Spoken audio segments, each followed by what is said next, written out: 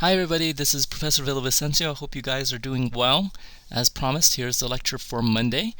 We are moving forward here with Unit 3, and in this particular lecture we're going to look at political parties and interest groups. And the overarching question that I would like you to keep at the back of your minds as we go through this is, why are both political parties and interest groups important to the political process? And you'll find out that both are very important in terms of our election system, our electoral system to be more precise, as well as how our interests are represented via groups and how we get what we want from government. So with that being said, and without further ado,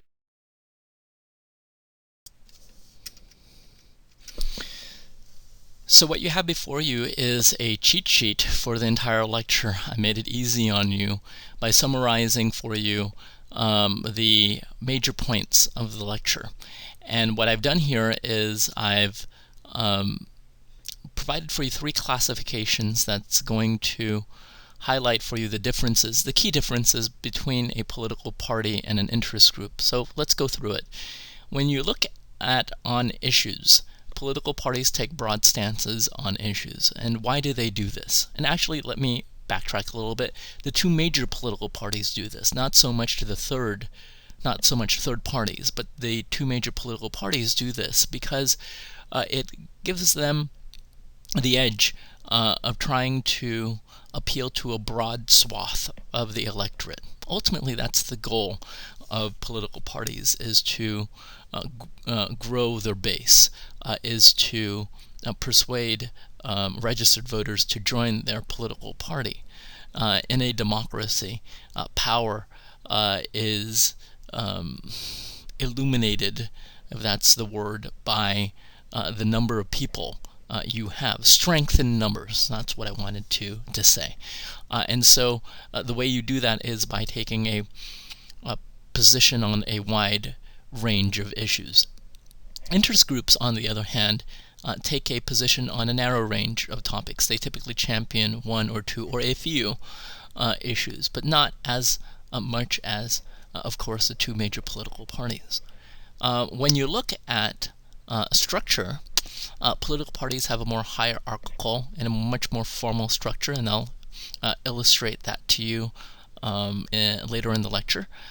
Interest groups are made up of private organizations, nonprofit groups, non-governmental groups, or political action committees.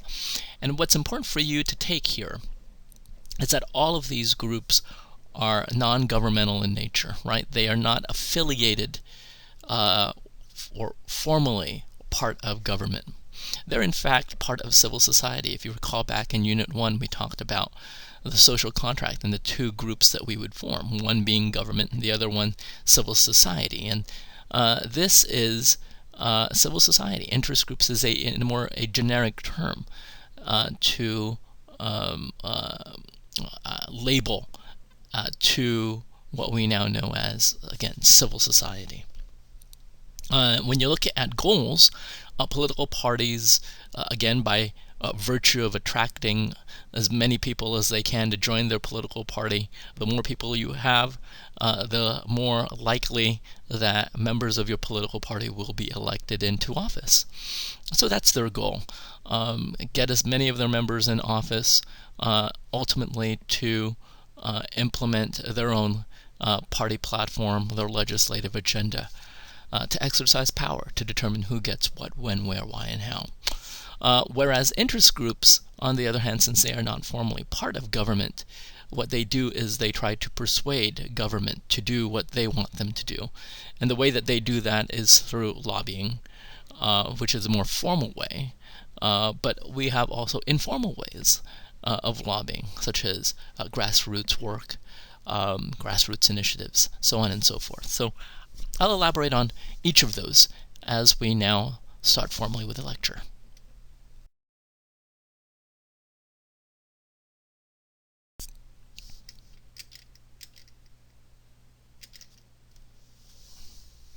So what are political parties? Hint, hint. First and foremost, I want you to understand that political parties, even though they may seem to be big part of our public lives because, again, it relates to politics. A lot of people really don't understand that political parties are not, in fact, part of our public lives, but they are, in fact, part of our private lives. We get to join them. And we are free to leave them and join another political party.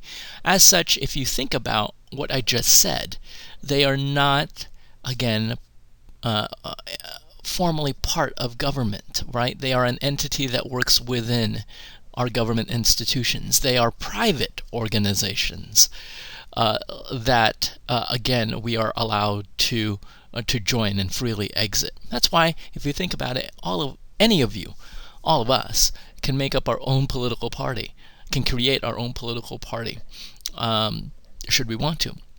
And as I said in the previous slide, they take broad-based issue positions, at least the two major political parties. Their goal, of course, is to get their members into a government, as many as they can, in order for them to again advance their legislative agenda. And as I'll explain in the next slide, they do have a formal structure.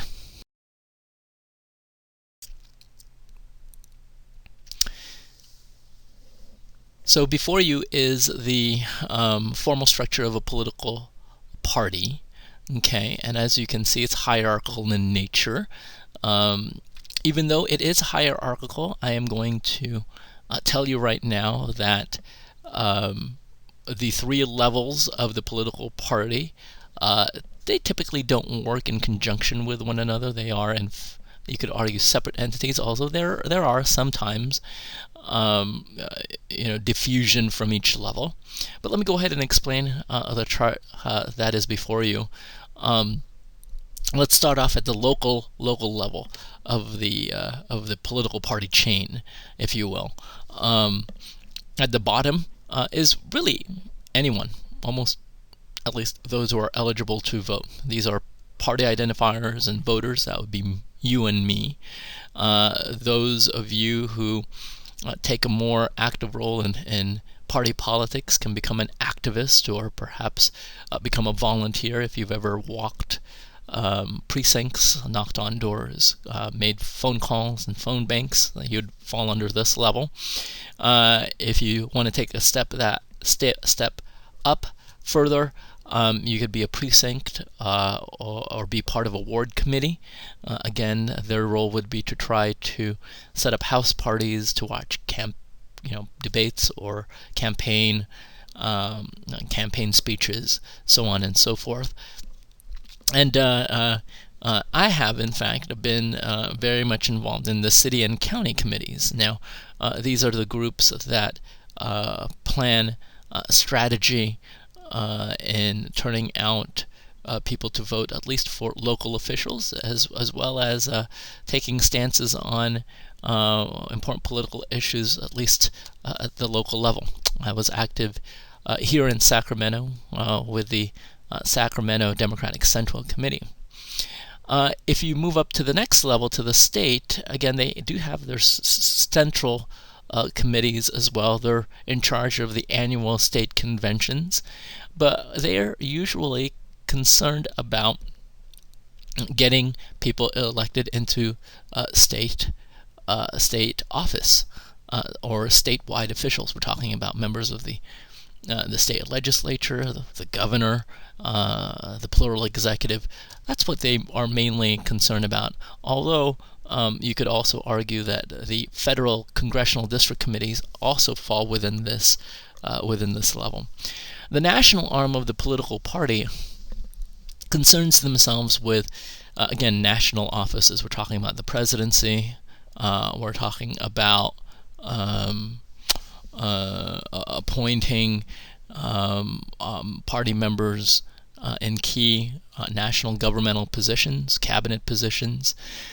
But they're mostly in charge of the national convention that, again, happens every 4 years. And if you recall, that is the convention that formally nominates and formalizes who the nominee for the political party will be, at least for the presidency. So as you can see, it's hierarchical, but they work separately here for the most part.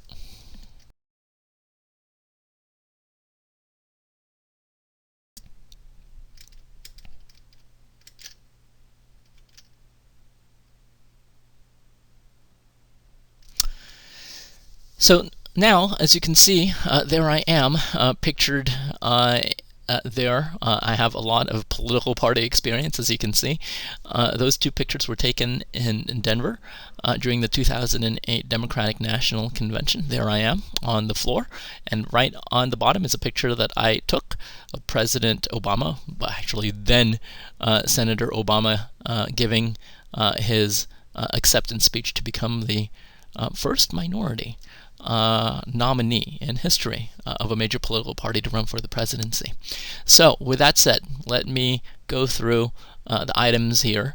Let's talk about national committees. There are all political parties have national committees, but since our country is dominated by two major political parties, we're going to mainly focus on the Republicans and the Democrats here. So you have the Republican National Committee, or the RNC, and you also have the Democratic National Committee, or the DNC. And again, they are the national arm of the political party, and they are led by a chairman or a chairwoman. And currently, right now, the chairwoman of the Democratic Party is Debbie Wasserman Schultz, and the Republicans are being led by Ryan Priebus. So what are their roles?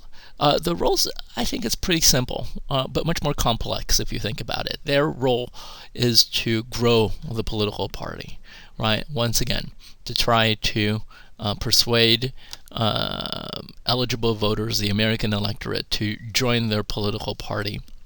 And so they create a strategy at all levels, national, state and local, to persuade people to again join their party ranks. And again, what is the goal? Well, the goal is, again, the more people you have, strength in numbers, the more likely that members of your political party will be elected into political office. Now, I do want to mention how they're chosen. If your political party controls the White House, as the Democrats do today, President Obama is the leader of the Democratic Party. As the president, he is also the party leader, and he gets to choose who the chairman or chairwoman is. And as you can see, he went ahead and chose Debbie Wasserman Schultz to lead the Democratic Party. If your political party does not control the White House, then senior members of the National Committee choose their chairman. And in this case, the Republicans chose Ryan Priebus. The national committees are responsible for the quadrennial national conventions, once again, that occur every 4 years. And why are national conventions important? Well, they are the really the end of the primary election, if you think about it. They formalize who the party's nominee will be. Okay, so as such, one of their key functions here are to nominate the presidential and the vice presidential ticket. Okay, and they're huge parties. As I said, they represent the end of the primary elections, right? This is the crowning moment for whoever the nominee will be. Their delegates of each political party will not only cast a vote for the presidential and vice presidential ticket, as I've already mentioned, but they're also there to organize and adopt the party platform. Hint, hint. The party platform is the mission statement of the party. And I will make a mental note and bring that on Wednesday to show you the DNC party platform in 2012. And it goes through really the most salient issues that people are are thinking about, and it outlines where their political party stands on those issues. And lastly, in prime time, these conventions last between 3 or 4 days. During prime time, keynote speakers are invited to speak, to really rally the base, to get the electorate excited about the election. And so you have very articulate, very charismatic individuals who were chosen by the political party to speak during these key events. In 2012, for the Democrats, you had the Castro brothers speak. Back in the 2004 DNC, you had Barack Obama speak on behalf of, in support of John Kerry when he ran for president. But that was really the first time that Barack Obama became a household name. These opportunity to speak as a keynote speaker elevates whomever, right, to national prominence. And Barack Obama was given that opportunity in 2004 and propelled him really to run for 2008. So with that said, let me talk about, if you'll allow me here to just speak briefly about my experience in attending the 2 Democratic National Conventions, the first in Denver and the second one in Charlotte, North Carolina. 2008 was clearly much more historic. If you recall, some of you may be old enough to remember that the Democratic presidential primaries in 2008 was very close. It was a very tight election between Clinton and Obama. And there was much controversy behind the close race, because at the time the convention took place, there was no clear winner who had enough delegates to win the nomination. And it all hung to superdelegates. Now, these superdelegates are delegates who have not pledged or committed to any candidate. They could choose whomever they want last minute at the national convention. So it was really a toss-up. Now, other delegates like myself, were pledged to a specific candidate. I was an Obama pledged delegate. There were delegates who were pledged to Hillary Clinton. And so it was very controversial. Once I arrived at Denver, journalists would come to us and ask the question, is the Democratic Party divided? And of course, that would be a bad thing if we admitted that. Party politics, the old adage of divided we stand, united we stand, I apologize, divided we fall, really applies here. And for us to admit that we were divided clearly advantages, again, the Republicans in this case. So we, had to stick with our talking points, letting them know that we were going to resolve the business at hand, and we'll be stronger than ever, whoever wins the nomination. And ultimately, Barack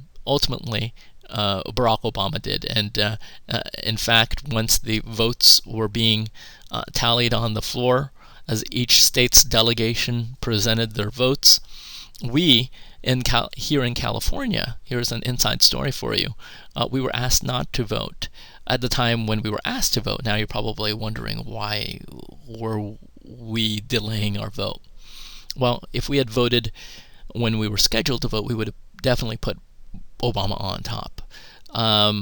To create a sense of unity here, we were asked to delay our vote and allow the state of New York to put Obama on top. And that was significant because Clinton was from New York, and in fact, it was she who decided to essentially bestow New York's votes to Barack Obama, in essence symbolically conceding her race. And so that was a symbolic gesture, but I think was a telling one, because it did show that the Democrats were united, and it was a very historic moment. I was there. was proud to have experienced that. I was sitting next to an African American gentleman who had walked with Dr. King with tears in his eyes, telling me quite sweetly that he'd never thought that this day would come, and had the privilege and the honor to share that moment, that historic moment with him.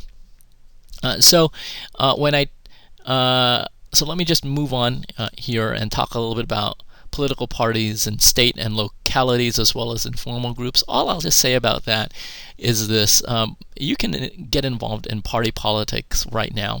There's county central committees, there's informal groups like the Women Democrats, the Women Republicans, or the Young Democrats, or the Young Republicans. If any of you would like to get involved, and you folks know I'm a Democrat, but I'm open to any political party persuasion here, I'll be more than happy to connect you to those folks. So if you're interested in perhaps running for political office one day, or just want to get more involved in party politics, let me know.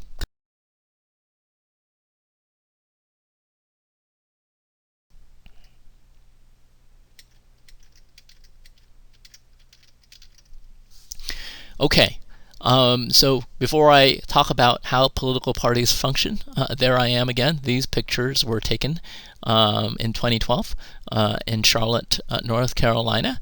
As you can see, I'm pictured right above, in the middle of the convention proceedings, and right below is me along with my wife, with Senator Barbara Boxer from the state of California, who will in fact be stepping down after her term is up here in 2016.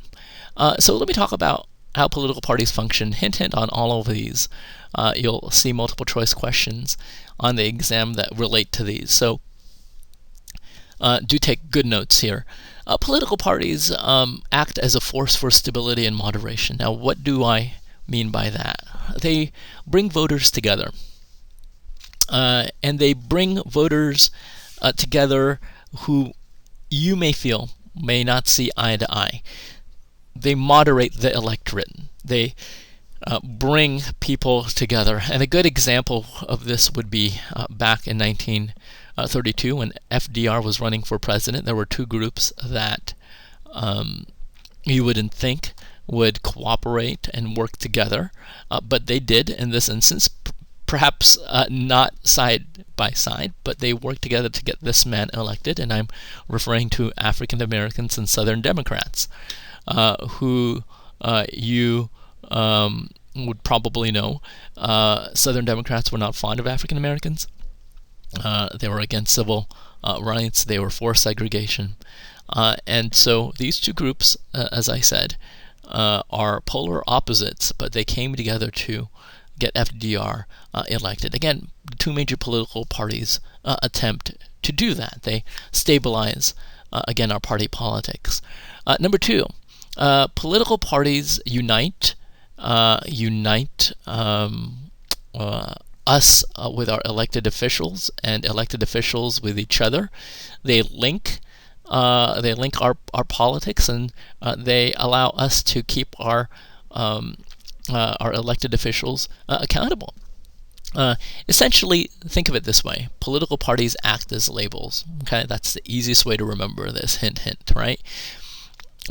They link elected officials, the two branches of government together, the White House and Congress. President Obama knows who his allies are, of course, because they're called Democrats. Republicans who know who their allies are because they, again, assume that label. In fact, if you think about it, we also take upon their name, right? The political party becomes an identifier for us. We call ourselves Democrats or Republicans or Libertarians, right? So we know who our representative is, who are like-minded individuals in Congress are. So that's what political parties do. They act as labels. They mobilize support and gather power, as well as are important to the electioneering function. And that's important for you to understand. Political parties, again, persuade people to join their club. And again, that is power in terms of strengths in numbers, potential voters to be supporting you, and it's important for you to win your party's primary, to become the nominee, because your political party has tremendous resources, and this falls under the electioneering function.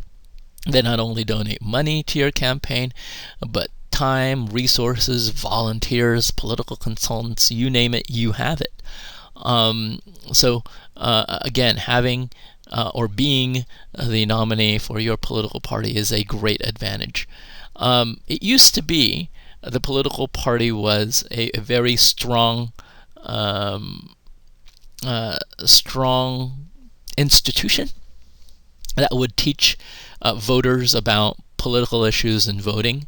Over the years, I would say, because of classes like mine, and as more people become more educated, political parties have in a way been pushed aside or have become weak in acting as an institution to teach voters about voting and issues.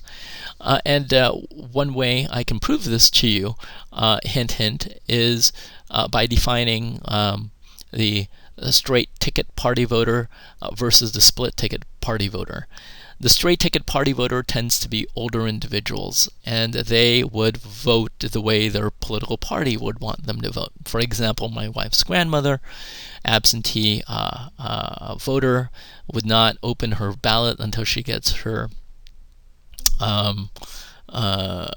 mailer from the Republican Party, and once she gets that, she would sit down on our kitchen table and essentially vote the way the Republican Party would want her to vote. Typically, older voters are straight ticket party voters, and millennials, younger people, more educated people, tend to split their vote. They tend to vote for either party, depending on who they believe is most qualified or who they believe will do the best job, right? So those are split ticket party voters, and as you can see, political parties are weakening when it comes to influencing how voters vote. Campaigns nowadays, which we'll talk much more about in a later lecture, are now driven not by the political parties but by the candidates themselves. They're more candidate-centered. And last but not least, they form policy and promote their political agenda. We talked about this through their party platform. And so that's how they would, again, inform not just their membership, but try to attract new membership into their political party by taking popular positions on, again, the most salient issues of the time. So with that being said, there's more information if you want to review these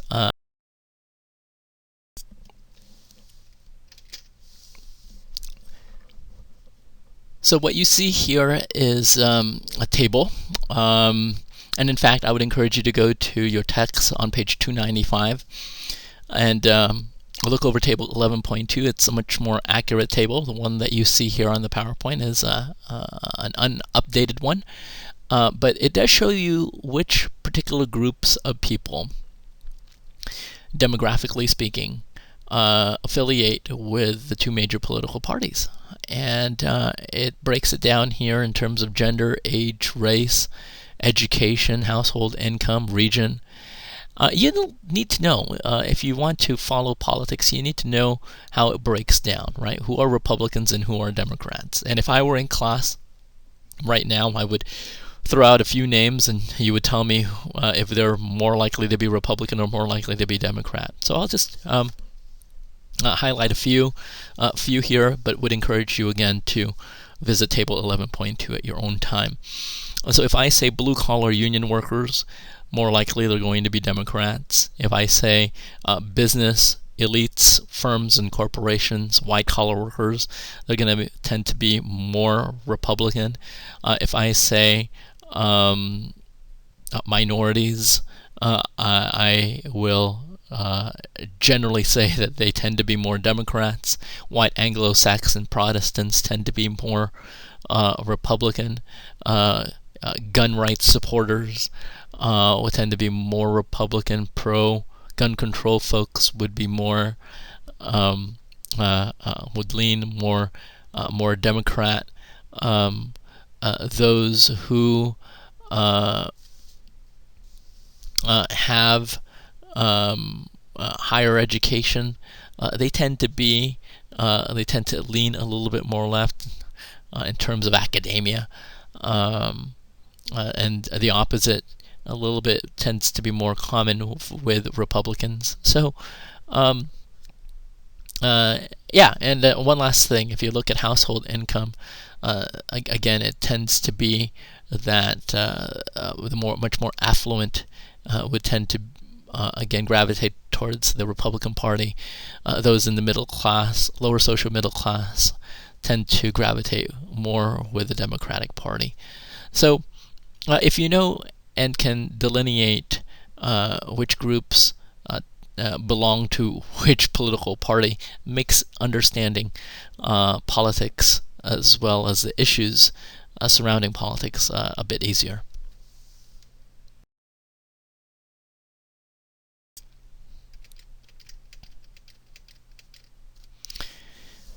Okay, moving on. This is a very important slide. A lot of you had this question. You posted in your introductions in the beginning of class, and the question is why is the American political system dominated by two parties? Hint, hint. Let me go through these real quickly for you. We have two major political parties because, one, we could attribute this to history and socialization. You could argue that during the early years of the Republic, especially by the election of 1800, political parties were here to stay. Okay, but I would argue that political parties emerged when our Constitution was being created during the Constitutional Convention. If you think about it, Federalists and Anti-Federalists were the first two political parties that really that emerged during that time, and it's just evolved, of course, ever since. Structural and majority rule. This is very important for you to know. Hint, hint. Institutional rules have made it clear that regardless of how many political parties we have, the rules will ultimately dictate the dominance of the political parties. And since we have two rules, one being winner take all, okay, if you win by the plurality of the vote or the majority of the vote, you take everything.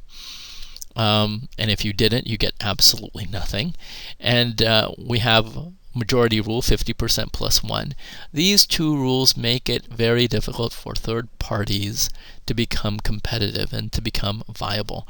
There's a complex mathematical formula called Diverger's law that I expound on in my comparative politics class, but it illustrates the point that given these two rules, regardless if you start with multiple parties, ultimately it will converge to two political parties. Okay, let me move on to bullet point number 4. Issues, generally speaking, have two sides: pro, con, for, and against. Each political party would take one side or the other. And last but not least, we have centrist politics. Now, if I had the use of the blackboard or the whiteboard here, what I would do is draw a horizontal line, which I encourage all of you to do now at the moment. And on the left-hand side, label left, and the right-hand side, label right. And my question is this, to expound on why we have centrist parties.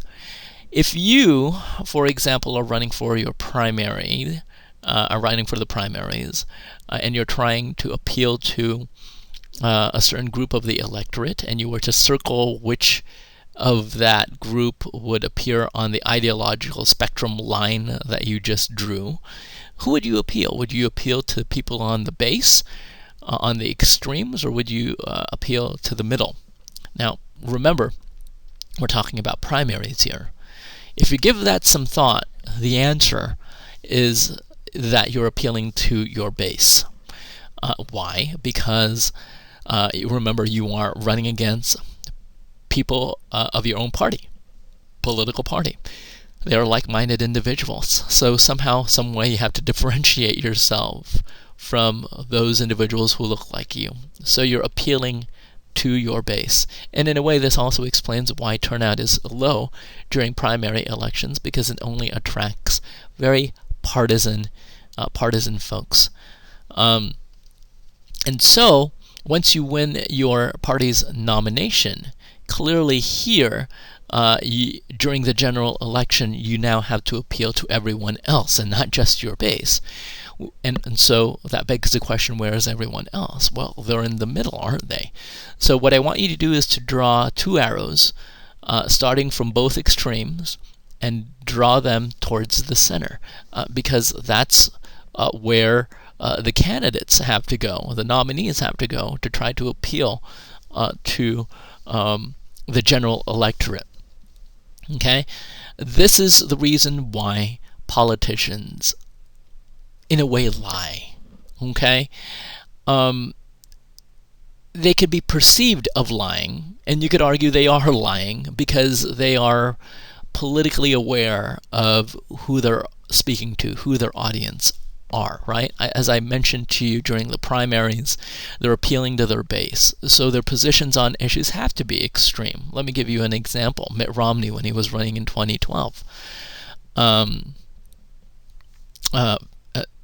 in the issue of abortion, was against abortion, no exceptions. And when he won the nomination, he had to move towards the center. And by the time he was talking about abortion during the general election, he had, in a way, changed his position by offering some exceptions to abortion if the mother's life was threatened, if the baby was conceived because of rape or incest. Those were exceptions to the rule to have an abortion. So, as you can see, this is where political pundits have a heck of a time trying to figure out who these candidates are, and they're oftentimes criticized of flip-flopping on the issues, right? And they do.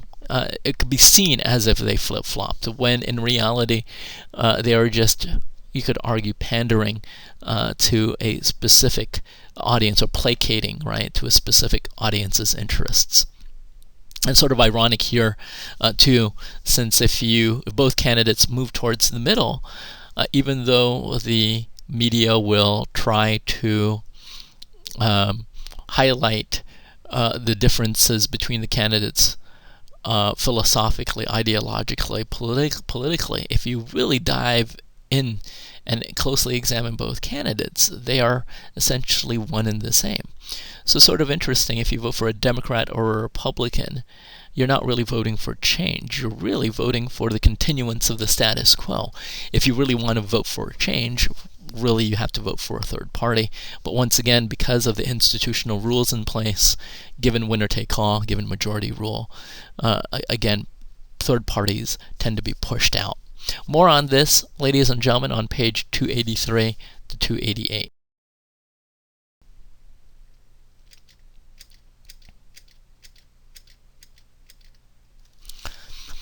Now I want to turn our attention here to the Electoral College. Please pay attention to the next two slides that are going to be very important for your Unit 3 research brief. So let me explain to you how the Electoral College works. If you recall back during the Constitutional Convention, the debate was the question, who would select the president? Would it be Congress or the people? And the framers came to compromise. What they did here was they took the number of seats that we have in Congress. Now, broken it down for you, the House has 435 members, the Senate has 100 members, the District of Columbia was given 3 electors via the 23rd Amendment, and if you tally that up, what you get is 538 seats in Congress. Now, rather than having Congress elect the president, the Electoral College allowed people just like you and me who would assume this role. So you have 538 seats, but the people who assume those seats are the people themselves, called electors. Hence, we have the Electoral College.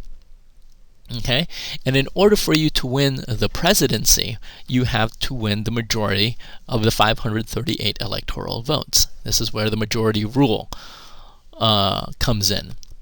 Where majority rule comes in, right? So if you do the math, 538 divided by 2 is 269. In order to win the presidency, you have to win 50% plus 1. That's 270 or more electors. So the question is how do you win electors? And the next slide we'll talk about that.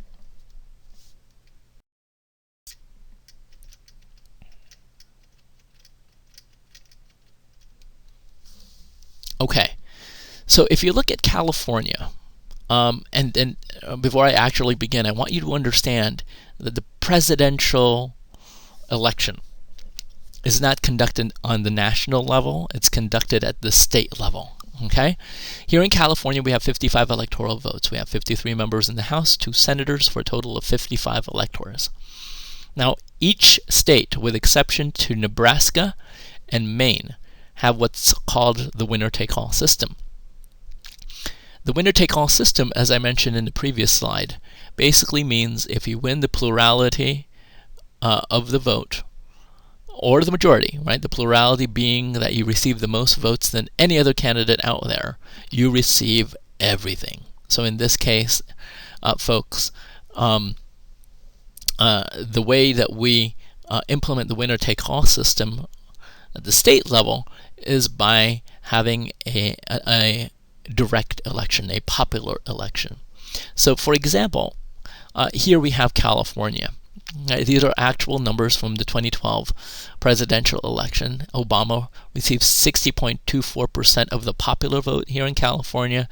Mitt Romney received 37.12% of the vote. Clearly here, Obama won the majority. And as such, because he won the majority of the votes, popular vote here in California, all of California's 55 electoral votes go to him. Mitt Romney receives absolutely nothing. Okay? Well, that's how that works. The first candidate who receives, who garners over 270 electoral votes wins the White House. Now, I don't want to confuse you here, but this is how it actually works. As I mentioned to you before, the Electoral College is made up of 538 electors. Okay? I want you to understand that each candidate selects their own slate of 538 electors. Okay? Obama is going to choose 538 people who are most loyal to him. That's how, in fact, you become an elector. These people are either friends or close friends of the candidate or major donors who have the loyalty and the trust and the fidelity of the campaign, right? And so Obama would select 538 electors that would be devoted to him. Romney would also do the same, choose 538 individuals, and essentially these electors just wait along the sideline and wait for the results of the popular election. And whoever wins the state, their slate of electors go to Washington to actually cast their vote. That's how that works. So since California was won by Obama, his slate of 55 electors go to Washington. Romney's slate essentially goes home.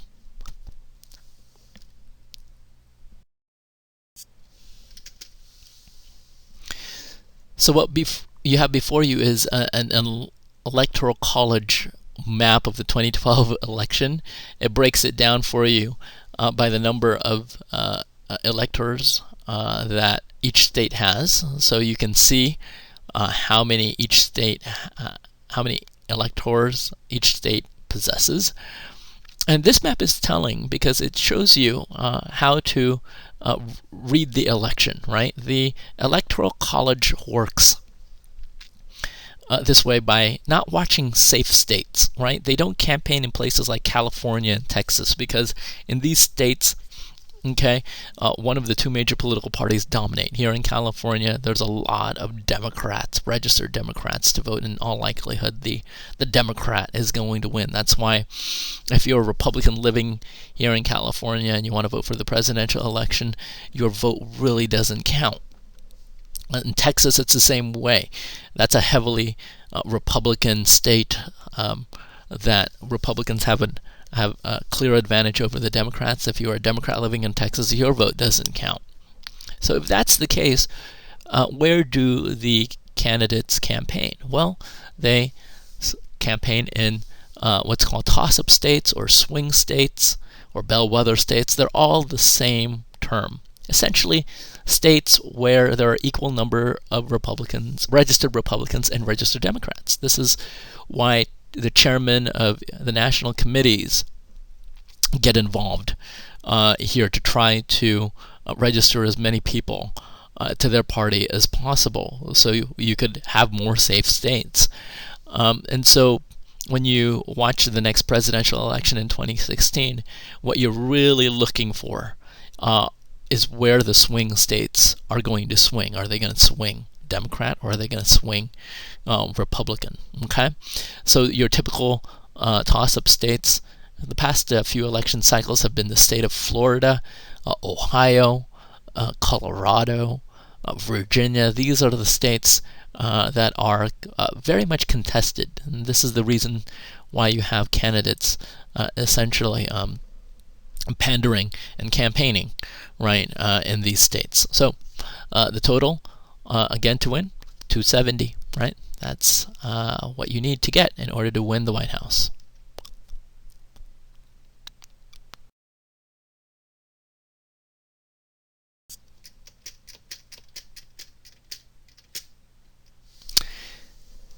So let me go ahead and transition here to the rise of third parties. We know that our current system is dominated by two political parties, which begs the question, why do we have third parties in the first place? Before I answer that, let's talk about where third parties come from.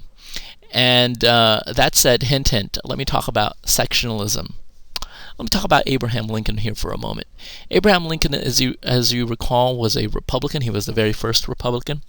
He came from the state of Illinois, which was part of the North. He was an abolitionist and ultimately passed the Emancipation Proclamation to end slavery.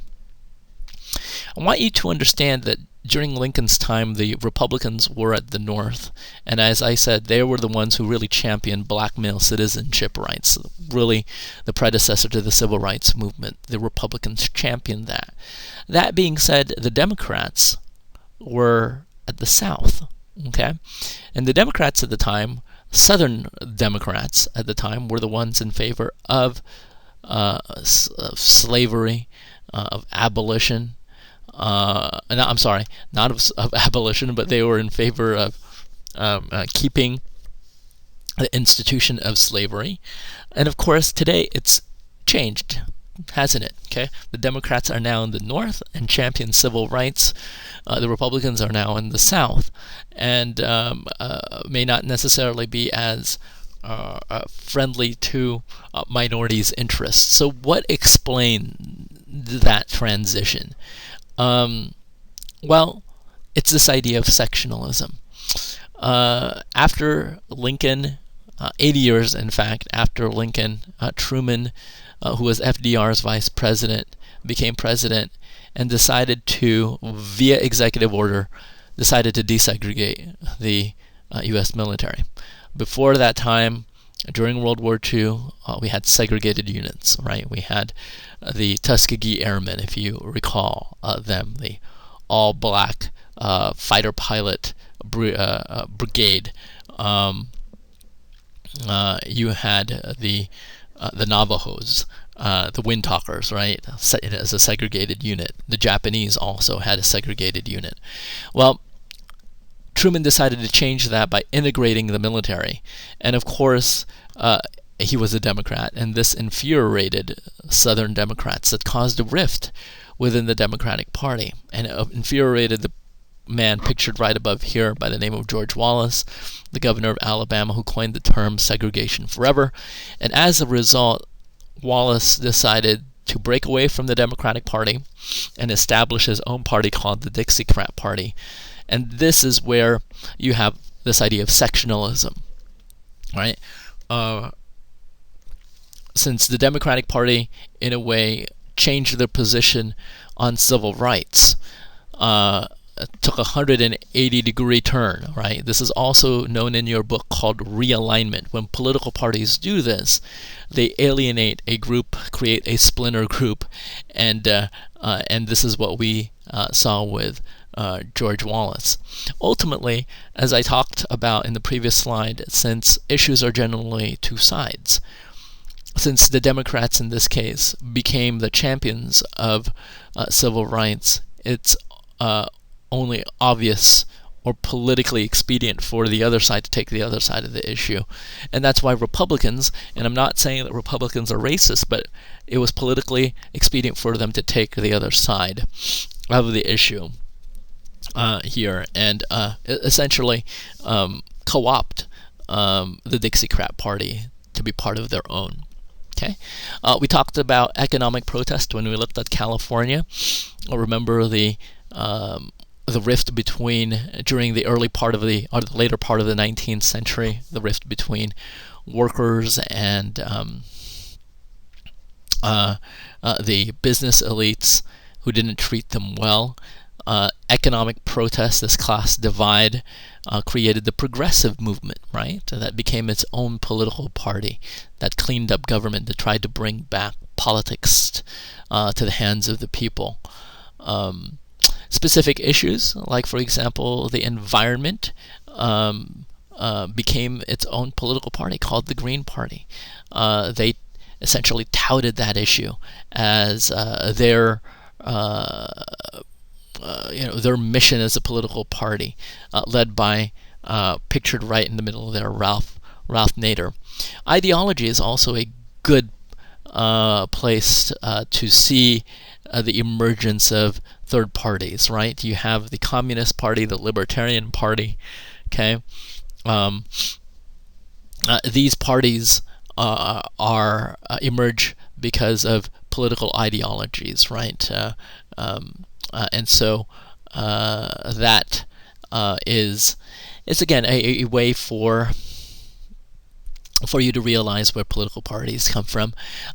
Charismatic personalities like George Wallace and Ralph Nader, strong charismatic personalities like theirs, is typically needed to gain a lot of followers. And typically when that happens, they as individuals can create their own political party, right? And lastly, the failures of the major parties. I'm going to go back to the election of 1992, which again some of you may not know. Some of you maybe have been born that year, where George H.W. Bush made a promise during the Republican National Convention. He said, "Read my lips, no new taxes." But in the early 90s, the U.S. faced a grave recession, not as grave as the Great Recession that we just experienced, but pretty deep nonetheless. And he had no option but to raise taxes. And since he broke his promise, a lot of Republicans were turned off by him, and a rogue candidate entered into the race by the name of Ross Perot, a Texas oil billionaire who said that he was the real conservative. And as you can see, what happened here is that Ross's party split the Republican Party and ultimately cost the Republicans the election, giving the victory to a new upstanding governor from Arkansas by the name of Bill Clinton. So as you can see, third-party candidates here can also weaken the party that it closely affiliates with, and can act as a spoiler. This is called the spoiler effect.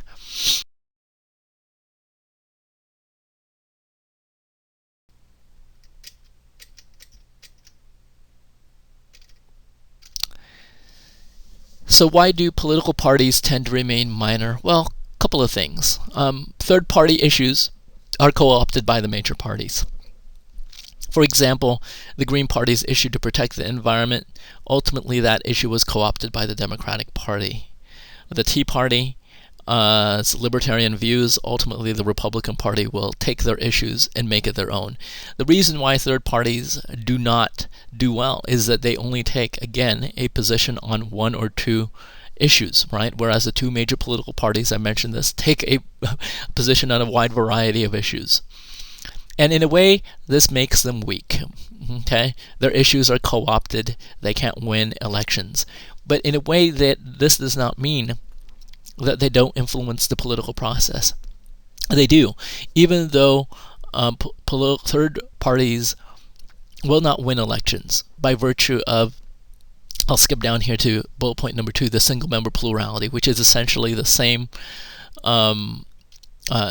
thing as the institutional rules that I talked about, winner take all, majority rule.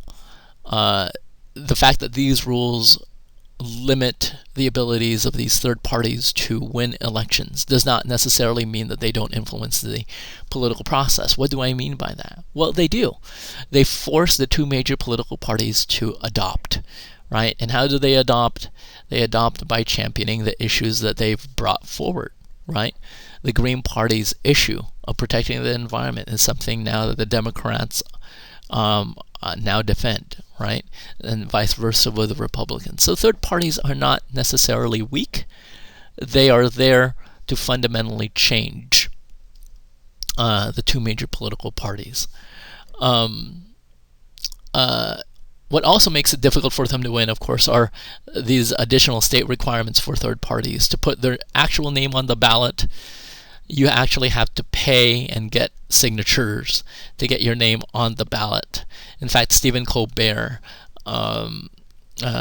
several years ago, ran for president and as a third-party candidate. So he went to, I believe it was South Carolina.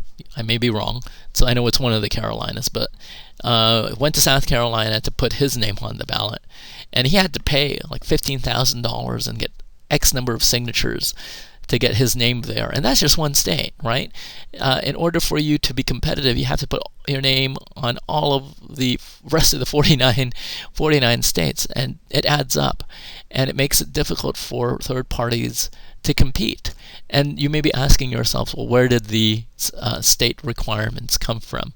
Additional state requirements come from? Well, they came from the two major political parties. Ta-da, right? It's completely rigged.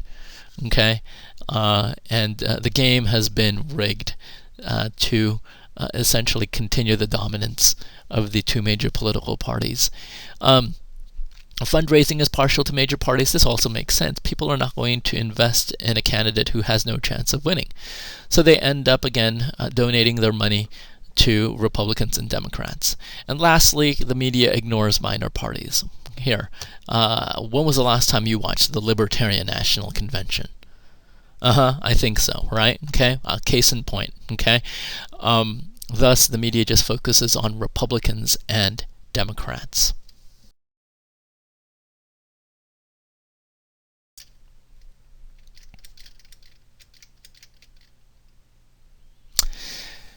So, I want to end this lecture here with political parties. When I return on Wednesday, we'll talk about interest groups.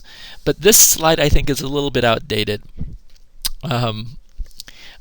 Although the state of California may have in fact added more political parties that it officially recognizes, I believe here are the 6 that California does recognize: the American Independent Party, the Democratic Party, Green Party, Libertarian Party, Peace and Freedom Party, and the Republican Party.